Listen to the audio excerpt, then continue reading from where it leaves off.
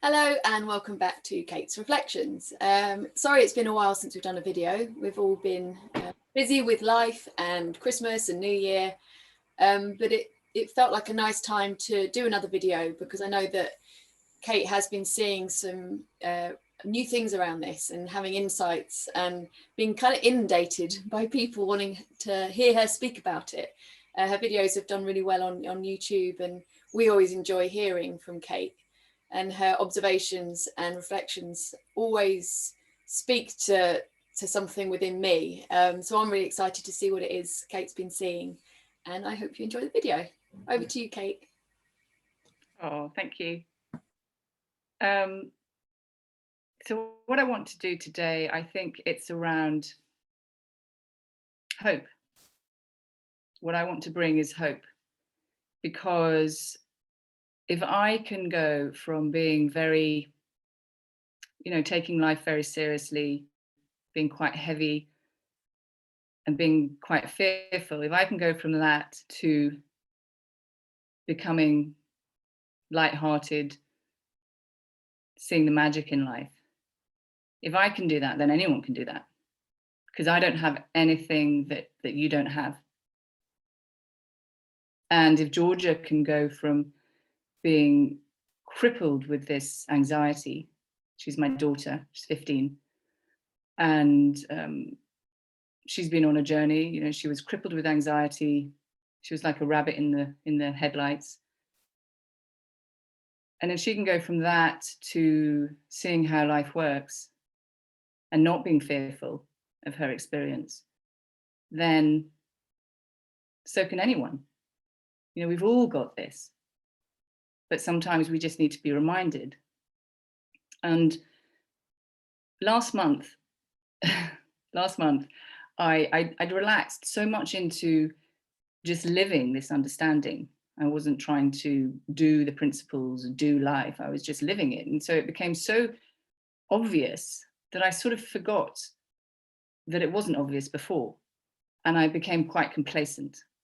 And I started to think, well, I don't really have anything to share, really. I don't have anything very interesting, because whatever I say is just, people are just going to say, well, that's obvious, that's sort of common sense. So, what am I going to share? So there's no point doing another reflection, because what am I going to say to people? Because it's so obvious. And, it was a thought. The universe didn't think much of that thought. And this month, everything has just turned upside down on its head. My whole life has just changed again. This is a journey. It's just never gonna come to an end. And so what happened first is, when I had that thought that I've not really got anything to share, along comes the Lewis family. So they're great friends of ours. And Kate, she's another Kate. We met because she's got a boy in the same year as my eldest. And, when we met, we had an instant connection. She's a great friend. And out of the blue, she just really started to get interested in this. And she started to ask questions. And then she said, can I watch your reflections? Can I watch your videos? And I went, in my ego, I was like, oh, you might think I'm a bit mad. And she said, I know you're a bit mad. And I went, okay, yeah. So she watched the videos and she was like, it's just common sense. It just makes complete sense, Kate. And I went, yeah, it is common sense. And she said, will you speak to my daughter? Because she's suffering a bit with, her confidence is dropping, and she's seeing life is against her at the moment, and she's locked down, and she's just really stuck. And I said, yeah, of course I'll talk to your daughter. I'd love to talk to your daughter. And in the meantime, before I get to speak to her daughter, her mum, so the granny, or Kate's mum, she sort of slips in the side door, as it were, and she starts watching the videos. And this is where, time has got nothing to do with any of this, because she just wakes up. She's never come across this before. And she has had, so she's been depressed for her whole adult life. And she's had, she said, I've had, oh my God, the list was endless. She's had CBT, she's had counseling, she's had this, she's had, the other, and she said, and then when I watched your videos, she said, it was like you were talking directly to me. And this reminded me of when Susan had said, it was like you're psychic. And I was like, I'm none of those things, by the way. The only thing is that I'm pointing to something that you already know. And so when I say it, it's like, it really comes alive from within because you already know. And yet sometimes you just need someone to say it or to point in that direction. And it's like that book, I think it was it Jack Pransky wrote that it's, someone should have told us. And it's like, it resonates with something deep within you that you already know. So it's not coming from me, it's coming from you knowing this, but just maybe forgetting or looking in a different direction. And so I then spoke to her daughter, and we've had a couple of quite long Zoom calls, and I've just watched her as she's gone from being quite serious to being lighthearted. And again, she's like her granny, she's just such an open mind, and she's just woken up to this, and she did a really sweet thing. She said, I've set up an account on, I've never heard of this because I'm too old for these things. So she said, I've set up an account on buymeacoffee.com. And I set up your profile, I set up your picture, and then it means that you can talk to all my friends and they can buy your coffee. Because she said, this is what, she's got friends who are having counseling, she's got friends who are struggling. And she said, this is what makes sense. This is what you need to share with them. And her granny as well had said, you need to share this. This is what makes sense. And it's like, okay, all right, I will share this. And then people are sort of coming, it's not funny that people are struggling, but it's almost becoming a bit of a joke in my family, because they're like, because I'll say, someone got in touch with me who I haven't seen. So a friend got in touch from school. I haven't seen her since I was 16. She's never been in touch. I haven't spoken to her for how many years is that? 32 years or something. And she gets in touch, and by the end of the conversation, she's telling me about her daughter who is so anxious and she can't go to school. And I'm thinking, wow, and then someone else is in touch and they're telling me about their goddaughter in Germany who's in and out of psychiatric wards, and she's really struggling with depression. And then, I went for a sports massage because I put my back out, went for a sports massage 2 days ago. And the lady there, I get home, Charlie's looking at me as if, what happened?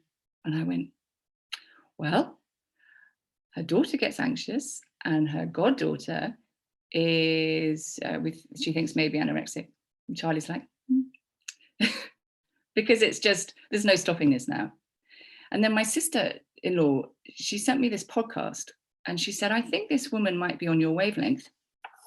And it was this famous, well, I think she's probably quite famous psychologist who she's got, thousands of followers. And I started to listen to her, and she was saying that, all feelings are okay, accept your feelings. And I thought, yeah, I can see why we're on the same wavelength. So we're like this. And then she starts to look at the brain, and we go like this. And she starts to talk about, she said, we think that we're cognitive beings, but actually we're feeling beings. And, we're emotional beings. And I saw again, this is so not obvious, because she didn't at any point look at where feelings come from. Well, she did look at the brain. And so she wasn't, it was like, she then went on to, she had some useful tools about dealing with your feelings. But again, it's like you're sitting at the back of the plane and you're feeling the turbulence, and she's giving you these tools and how to manage those feelings as when the plane is nosediving and you've got those feelings. And how to manage those feelings. Here's some tools. But at no point is she seeing where the feelings are coming from. And at no point is she seeing that you're the pilot of the plane. And so I thought, gosh, it's just, this isn't obvious. So I think what I'm going to do is if you imagine I'm like a ball thrower, like a ball machine. So I'm just going to throw these, I've had these experiences, these conversations with these people over the last month, and I'm just going to throw them out there. And then if you just, some of these will just go straight over your head. They might not resonate with you. This is the point. It comes from within you. They might just,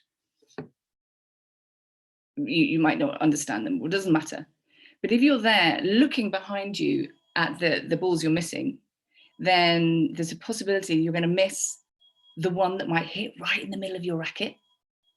The one that feels good. My phone is now ringing. Sorry. And that's what you're looking for. You're looking for a feeling. You're looking for that feeling within that makes sense to you, that you already know. So for example, when I went to see Dave and Jen, and they kept pointing to this, the energy behind life. And it was like, for me, that was the missing link. I felt something I already knew. I'd already felt that there was this presence that I'd felt, and I tried to work it out. And when I just stopped and I just felt it, for me, that was that the ball that hit in the middle of the racket. It was like, I know this. And they've put it into words for me, something that I know, which is that energy is within me. I'm made for this life. But I'd been looking in another direction, and I'd been trying to work it out. And then it just hit me. And then it came alive within me. And that's just how this works. So, and also actually sport is a bit like this understanding. When you're in the moment, that's how sport works. When you're really thinking about it, that's not how you play your great game. You're really thinking. You just play from being in the moment. It's your intuition, it's your gut, it's your feeling. This is what this is all about. If it feels right, then maybe it makes sense. Then maybe it is right. Maybe there's truth in this direction. So the first one I'm going to throw at you is around judgment. So it was funny because I wrote this chapter on about life. It was all about life being not serious, not being serious. And I wrote this chapter and I sent it to two of my friends to just have a look at. And Kate was one of them. And she said, I love the bit about nature, about us being nature. We are nature, because then you see the perfection of our design and you don't need to judge yourself. That resonated with her. That was like the ball in her racket. That was what made sense. And then my other friend, who I sent it to, he was like, he said, it made so much sense what you wrote. I loved what you wrote. But he said, there was a bit you put in there about nature. He said, that made you sound a bit out there. He said, maybe take that bit out. And I was like, we all come at this with, from different angles, but I can't take that bit out, because that is fundamental to, once you start to feel it and you look in that direction, because you see that we are made with the same perfection as nature, and yet we judge ourselves. So if I look at Jan, who's, so Kate's mum, who woke up to this. So she's been struggling with depression all her adult life. And what happened was, she would go into a low mood, which we all do. It's like the weather, you go up and down. We all go into low moods, feel better, go in low mood, whatever. And what she would do is she would judge it. She would go into judgment. She would go into self. She would go into ego. When we judge and when we feel sort of shame, then we're really self, ego. It's like when Dave talked about the colors of the rainbow, because I always talk about that because I love that, the colors of the rainbow, we focus on one color and then we live that. And then we lose sight of the fact that we are the entire rainbow, unbroken spirit. But she was focusing on this one. in her ego, in herself, shame. Why am I feeling like this? I should be grateful. I should be grateful. I've got a husband who loves me. I've got a lovely family. I've got a home. I'm not in a situation like other people who are maybe in a worse situation to me. I've got so much to be grateful for. So why am I feeling like this? I shouldn't feel like this. Judgment, judgment, judgment, shame. And then she would go looking on the outside for why she was feeling like this. And what she would do, and innocently, she'd be at the back of the plane, and she has this counselor who she sees, who's, all obviously well-intentioned, trying to help her. But innocently, they're both in the back of the plane. And it's almost like they're sort of, what he's doing is, it's like they're rummaging through all the bags. They're looking at her past. They're looking for reasons why she's feeling the way she is. And they're looking through, it sounds, when you say it like this, you realize, why would you look through your past? Why would you look through all the bags at the back of the plane to get an answer? And yet we do. And innocently, with this judgment, all she was doing is she was keeping the low mood in place. It sounds far too simple. And yet she saw it. She just saw it for herself. And it was as if she watched these videos and she literally just walked to the front of the plane. And the magic of this, we already know how to fly the plane. We've got this design. We know it. We know how to fly. But we forget. And she actually sent me a little email. I'm just going to read you her email, because this is what she woke up to. She woke up to this and sent me, a couple of days. She sent me this email, and she was bouncing off the walls. And she said, wow, I can't believe how relieved and happy and relaxed I feel. I have this quote pinned to my bathroom mirror. So this is the quote. I wish I could show you, when you're lonely or in darkness, the astonishing light of your own being. This quote has been there for some time, but today I've claimed that astonishing light as my own, and I'm no longer lonely or in darkness. And she did that herself. And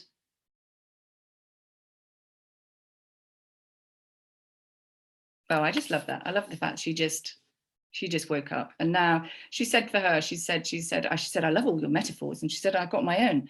And my own is, for me, it's like nothing. She said, it's like a Teflon pan, and oil on a Teflon pan, and nothing's sticking anymore. She said, all the judgment just runs off like oil, doesn't stick. All these thoughts that I had, that I had to fix, she said, it just doesn't stick. She's not doing anything. She's got no tools and practices. It's just gone. She's just woken up to how life works. Just like that. It's amazing. So anyway, then I speak to Ellie, and this is Kate's daughter, and she is like, she's so open-minded. She's 22, and I've just watched her as well, just sort of wake up to this. We've probably talked for about 6 hours. And I've watched as she's like, she had this, like, imagine she had a glass of, because Sydney Banks talks about empty the wine out. So she's like got this glass of flat Coke, and she's tipped it out, and now she's got this fizzy champagne. And it's like she's just watching the bubbles. She's just really enjoying herself, and she's watching how life works. And what she said was that what she was doing is she was buying into a story. So the story in their family, and they all bought into this story, was that Ellie has really heavy moods. And when Ellie would go into a low mood, then everyone would feel it. So, Ellie's in a low mood. So now, and I remember actually Kate telling me this. She went, oh God, when Ellie goes in a low mood, it brings everyone down. And I remember thinking, because I was on this journey, I had this understanding already. And I remember thinking, well, why is it bringing you lot down? Life doesn't work that way. It doesn't bring you lot down. Her mood doesn't bring you down. You're thinking about her mood. You're buying into this story that her mood brings you down. That's what's bringing you down. It's not Ellie. And Ellie said, it meant that every time she was in a low mood, which is completely natural to go in a low mood, what would happen is everyone would shine this spotlight on this low mood. And she would feel such guilt. Like, oh no, now I'm going to bring everyone down. Now I've got to take myself away because everyone is affected by my low mood. And it's a bit like what happened to my sister. You know, she was a bit like that. You know, Charlotte's sulking and ruining the game. And, you know, we buy into these stories and life doesn't work that way. And once you see that there's a story, you just let it go. And Ellie can now see that it doesn't work that way. And she's also seeing that because the spotlight isn't being shone, you know, on her moods aren't, she's just, they're not dipping as low as they were before, because before, innocently, it would be kept in place. Now it's just like her mood goes down, she accepts it, there's no story around it, and just comes up again. And the whole story is just evaporated. For that whole family, it's all just evaporated. You know, it's just everything is, one thing changes, everything changes. This is the nature of this. It's not like one person changes on their own, everything changes. And I said, you know, when I talked to her, I said, you know, I would do the same with Georgia and Pete. So Pete, if he got stressed, I would have a big story around his stress. And I would, you know, I look back now and I see my role in keeping this story alive, because nothing has changed now, and yet everything has changed. And nothing on the outside has changed, is what I mean. And so now, like, so the other night, Pete, he's got lots of presentations at the moment, and he couldn't get sleep because he's got a presentation next day, and he was thinking about it, and he couldn't get sleep. So he decided, we went to bed, and he decided he couldn't get sleep, so he just went off to go and sleep in the spare room, change of scene, go and sleep somewhere else, get some headspace. It was dark, he crashed into the door, he hit his thumb, which is broken because he goes on a bike age 50 and falls off. Anyway, he hits his thumb on the door, swears, goes into the other room, slams the door, gets in the spare bed. Now, before this understanding, I would have really, really, really engaged with all of that. And I would have had a thought, oh my God, Pete's not okay. Oh, he's not going to sleep now. Oh dear, he's got a presentation tomorrow and he's really stressed. Adrenaline. Oh, no, I can't get to sleep. Oh, this is because of Pete's stress. And then I would go off down this tunnel. And I'm just telling you this because this is what happened all the time. I would just feel it and I would think, I don't like his stress. He's stressing me out. It's coming from Pete. If he wasn't so stressed, then I wouldn't be stressed. And then I would say, oh, and go like that. That's just the way it worked. And now, so in this situation, I went downstairs. I got like a hot wheat bag thing we put in the microwave that, and I took it up to him because I knew that bed would be freezing. And I just snuggled it under the duvet and I gave him a kiss and I said goodnight. And I went to bed and I just went straight to sleep. Now, it's not that I don't care. It's not that I'm detached from Pete. It's just that it's not coming from Pete. And it's like, because I'm not attached, because I don't see life happening outside in anymore, and I'm not engaging with his stress because I don't need to, it's like I have this connection with him because I'm not caught up in all the stress. And so I have this lovely connection where I just feel compassion and I just feel, oh, Pete, you banged your thumb on the door and your presentation tomorrow and here and haven't, it's just different. And the connection, and it's calmer. And it's exactly the same with Georgia. When she used to get stressed and anxious, it was like she was coming up to me and she was going, am I okay? And I'd be going, I don't know. Are you okay? Oh God, no, you're not. Oh my God, you're not okay. And she'd go, oh my God, I'm not okay. And we'd both be like running around in this, oh my God, in this storm. Georgia's not okay. Oh, now she comes in, am I okay? Yes, you're fine. I feel it. It's not that I'm this isn't me in denial or pretending or using tool. I just know she's okay. I know she's okay. I feel it. I know it.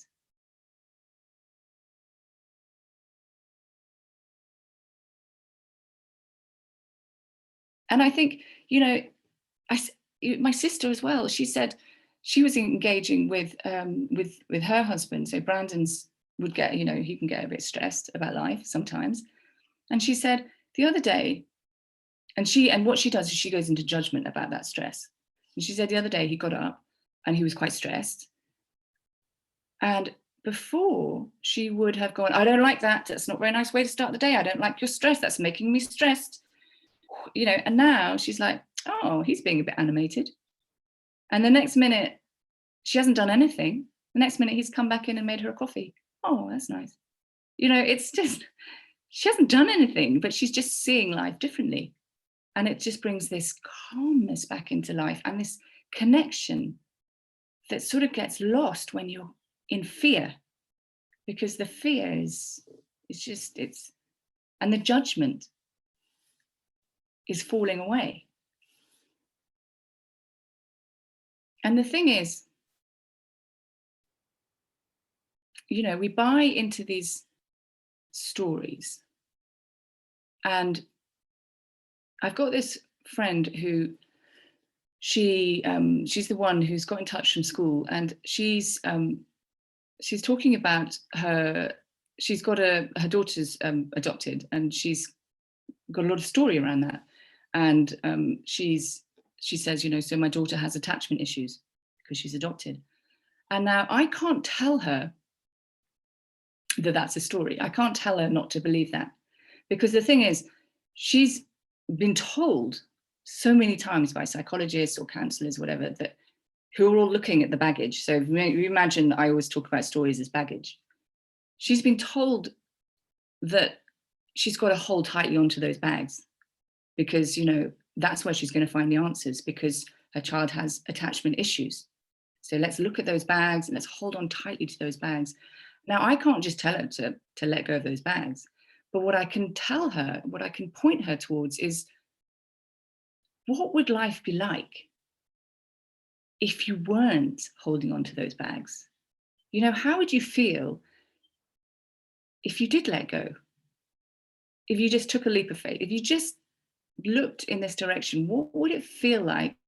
What would your life be like without that belief? How would it feel if you weren't holding on to these stories that you have, that everything then gets filtered through this belief that, your daughter has attachment issues, which is, what I did with Georgia.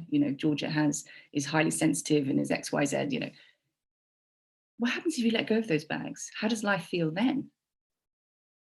Because I can tell you what life feels like. It feels lighter.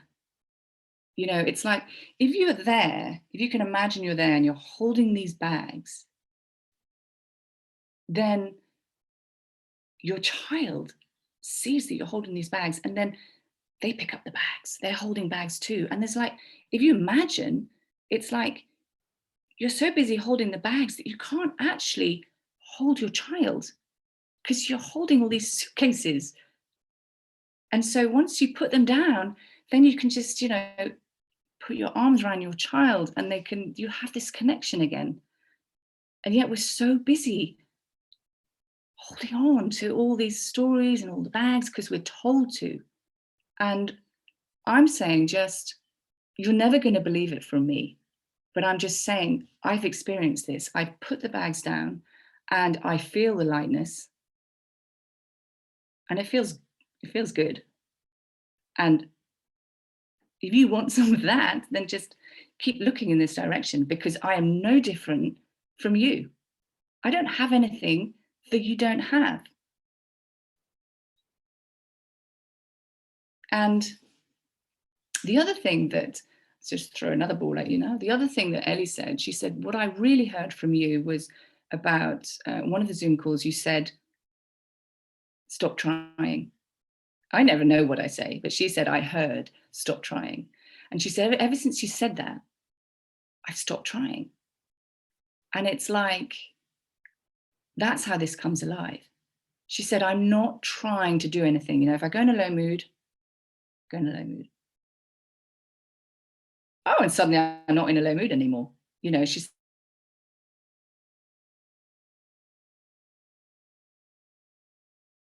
happening, and she's living, and she's not trying, and she's just, I've watched her like a sort of flower, like a flower opening. It's like, it's so lovely to watch, because she's just gone from being quite heavy to being lighthearted, and she's questioning and she's asking, and she's going, that's my ego. You know, at one point she said, I was looking at Ellie and wondering why she was behaving like that.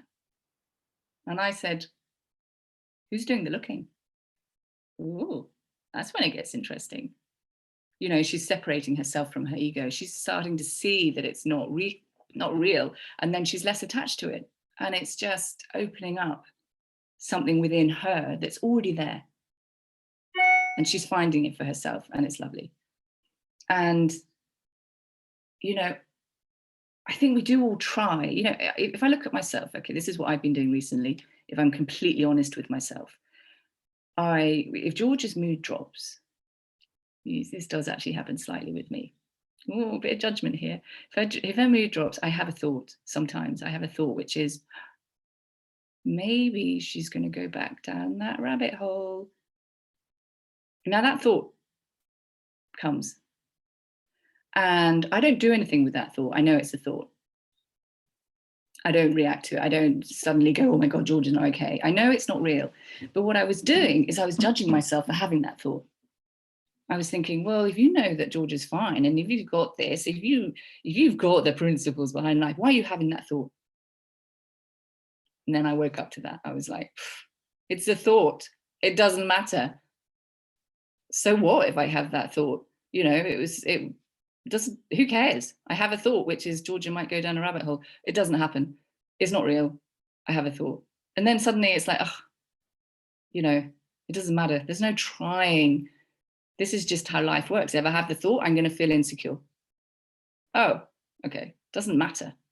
You know, you have your thought, you create your feelings, but I know where it's coming from, and I don't have to judge myself for it. And I was saying to Ellie, we were talking about accepting, and I said, you know, I woke up early on to this understanding. I was like, again, it was like trying to do the principles. I woke up and I felt really anxious, and this was really early on. And I thought, oh my God, feeling really anxious. Okay, I need to look at what I'm thinking.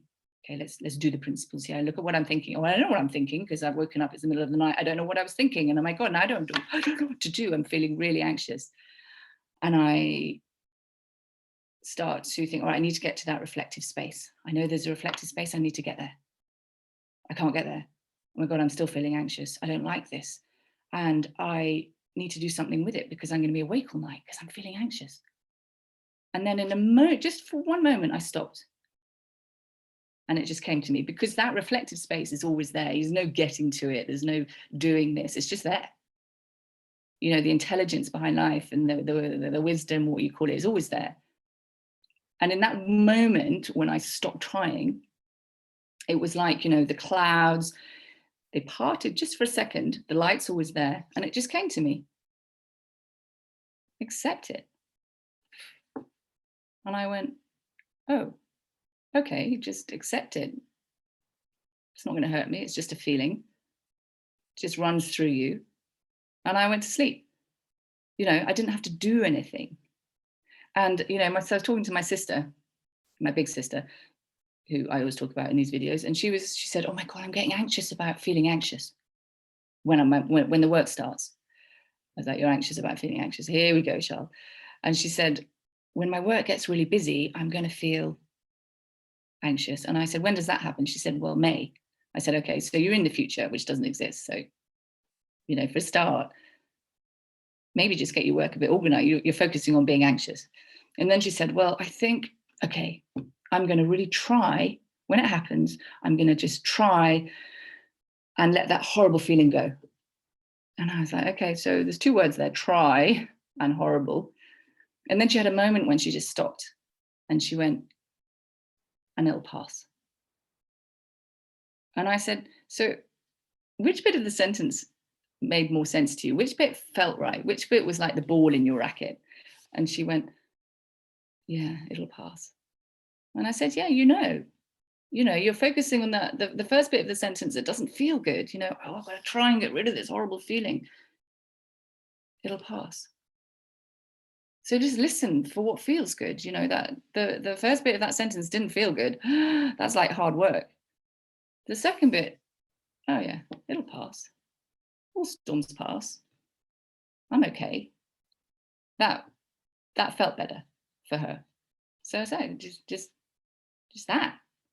You know, there isn't getting the principles right or wrong. It's just like living life and what makes sense and what feels good. And the final thing that I'll talk about is, am I talking too long? Is about trust. And I think right now, you know, I think this is really important because, so I went to have this sports massage, and so I'm talking to the woman she's telling me about various things that are going on, and oh my God, it makes sense to her. She wants all the links, she wants more information. She says, this is what I'm looking for. This makes sense. And then she said to me, she said, one thing you said when you walked in the room, she said, I'm so used to people coming in and they're telling me all about how anxious they are about their children. And their children are missing school, and their children aren't going to catch up, and their children are not going to manage, and their children aren't going to cope. And she said, you walked in the room and you said, we've just got to trust that they'll be fine. And she said, I really heard that. I mean, I don't remember saying it, but she said, I heard what you said. And the reason why she heard it is because she knows it. She knows it within. She knows that our children are going to be fine. But she's getting so caught up in every client who comes through the door. Oh my gosh, children aren't going to be fine. They're going to be really, you know, and I walked through the door and I says, oh, I think we'll trust they'll be okay. She was like, oh, that's what makes sense. That is true. And it's only because she knows that. And it's like, I think children, you know, we can look back at our lives and we can see the times that we've had to deal with stuff. You know, we can see our resilience. And so, like, you know, I've talked about, you know, when my mum was depressed and at one point she was taken away. Or when my dad, you know, suddenly gets ill and he ended up taking his own life. Or, you know, Pete setting himself on fire and Georgia nearly drowning on the same, she didn't drown, nearly drowning on the same day. Or, you know, I've got 3 beautiful children, but I've had 2 horrible miscarriages. You know, each time, if someone said your life is going to be like this, you know, when you're a child, you'd think, oh my God, I can't cope with that. The thought of it is huge. You know, you think, how would I cope with that? And then, but when you reflect back on your life and you see that you always did cope, then you see this resilience that is within us. And then you see that you're made for this life, and then you start to feel it within, and then you start to know it. And you feel it. And the thing is, I can't tell my, you know, so Freddie the other day, he said to me, he said, Mum, he's not tested his resilience. You know, I can't just tell him, you know, he said, if you died and Dad died and Freddie and not Freddie, if you died and Dad died and Georgia and Charlie died, game over. I would jump off a cliff. It's a nice thought, isn't it? Now, I said, the thought of that, Fred, is horrendous. I get that. And I said, right now, my knowing, it has to be enough. I said, I know that you're built for life, whatever life throws at you. I mean, let's hope it doesn't throw that at you, but whatever life throws at you, you're not doing life on your own. You know, we don't do life on our own. It's not how it works. We are, I don't know, I don't know what it is. I just feel it. I just feel that we are carried through life. Somehow, I don't need to work out what it is. It doesn't matter. I just feel it. I just know it. And I think that in a way has to be enough for Freddie, because he doesn't know it yet. He hasn't had the experiences I've had that he can look back on. He hasn't had experience of his resilience. He hasn't really had it tested. You know, he hasn't had people die around him, touching wood. You know, so I'm telling him, and for now that's going to have to be enough, my knowing. But the thing is, you know, like I said before, when Georgia looked to me, she sort of said, "Am I okay?" I didn't know. You know, this is innocent. It's not like we do it on purpose, but I didn't know that she was okay.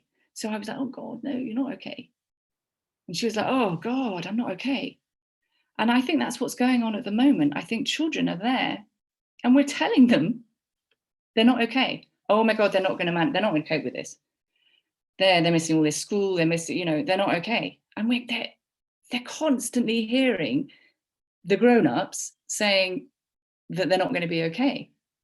And this is innocent because I think a lot of grown-ups don't know that we are okay. And so I'm just saying that you're not going to believe me, but if I can go from not feeling okay to feeling completely okay, then so can anyone. And it's like, I used to be fearful of life and now I'm not. I don't think there's anything that I fear because I know it might not be fun, but I'll get through it somehow. And I used to look at, if you look at World War II, I was looking at thinking about World War II. I was talking to a cashier. This is what happens now. I was talking to a cashier in Tesco. She was saying, you know, how are you coping with, you know, homeschooling? And are you really anxious? And I was like, we have to trust. And then I was saying, I said, you know what, you know, in World War II, I said, can you imagine? I said, I used to think, how on earth could a mother put a label on her child, give them a little suitcase and send them off to, you know, when they're evacuated, send them off to a family they've never even met. I used to think, how could they do that? Did they love their children differently? You know, how could they do that? Because I couldn't do that. You know, the thought of it. And now I just know, I know how they did it. You know, because we do. You're just helped through life. You're guided through life. You don't do it on your own. Anyway, that made sense to the woman in Tesco. These conversations I now have with people. She's like, well, yeah, they did it. Yeah. And I find that, you know, if we just get fearful and we lose our common sense, and actually storms always pass, and we can focus back on stuff that's happened. We can focus on the storm when it's finished, and then we can keep feeling it, but we don't have to. And I think just once you start to just look in this direction, the more you look in the direction that I'm pointing towards, the more you start to feel it. If anything makes sense to you and you start to feel it, then you just, it's built on insight after insight from within, insight from you, again and again and again, until it's like you feel it, and you feel it so deeply that you know it, you know you're okay. And then you can share that with your children. You're not in the storm, you know, together anymore. You're like, yeah, you're okay. And that's what they need to hear. So that's the hope that I'm trying to share. I think that is very hopeful. I think helpful or hopeful? I think that'll be very hopeful for a lot of people. I think you've brought up some really beautiful things there. There's one thing that you said that I particularly liked, which was when you said, when you put down the baggage of what you think your kids are, you can then hug them. Yeah. I love that. I thought it was such a beautiful thing. It's then that you can connect with your kid.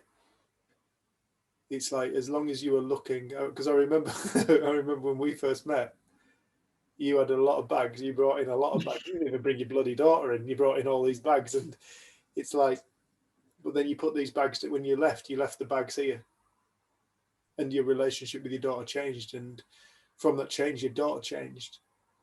I remember saying, like, having a conversation with you and saying, kids are looking to you. Your kid is looking to you for help. You are there. You're like their North Star, you're their guidance.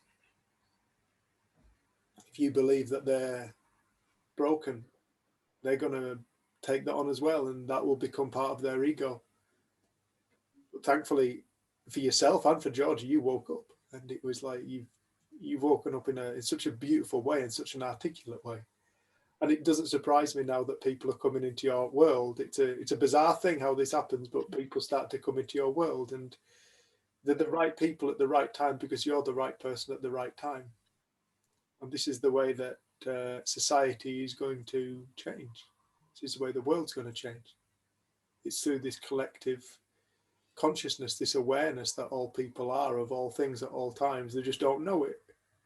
And this is why people will turn up at your door. And I think that's such a beautiful thing that you've been called upon by people. And I've absolutely loved this reflection, Kate. Thank you so much. It's been lovely. Thanks, love. Thank you. Mwah. Love you loads. Hope you enjoy it. My journey.